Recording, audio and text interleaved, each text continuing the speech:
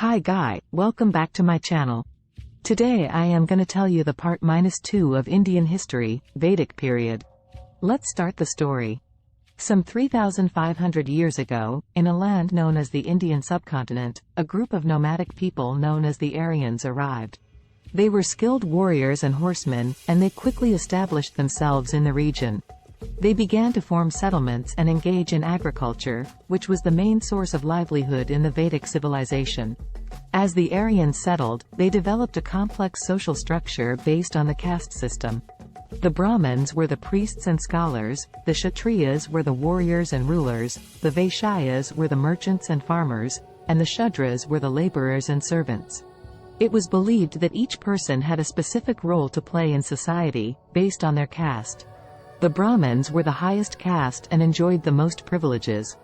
They were responsible for performing religious ceremonies, which were an important aspect of the Vedic civilization.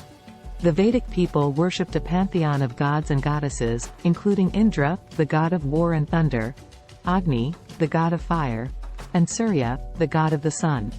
The Brahmins composed hymns and prayers to these gods, which were used in religious ceremonies. The most important of these hymns and prayers were compiled in the Rig Veda, the oldest and most important of the four Vedas. The Rig Veda contains 1,028 hymns and prayers, which were composed over a period of several centuries. It provides valuable insights into the culture, religion, and social structure of the Vedic civilization. Women played an important role in the Vedic civilization, although their status was lower than that of men. They were responsible for domestic duties and raising children, but they also had the opportunity to receive an education and participate in religious ceremonies.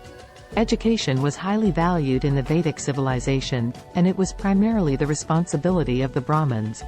Both men and women were taught the same subjects, which included religious texts, philosophy, and the sciences. As the Vedic civilization flourished, it began to spread beyond the Indian subcontinent. The Vedic people established trade networks with other civilizations, and they shared their knowledge and culture with neighboring societies. The Vedic civilization also saw the development of important cultural practices such as yoga and meditation, which continue to be popular today. However, the Vedic period eventually came to an end. In the 6th century BCE, the rise of new religious movements, such as Buddhism and Jainism, challenged the dominance of the Vedic religion.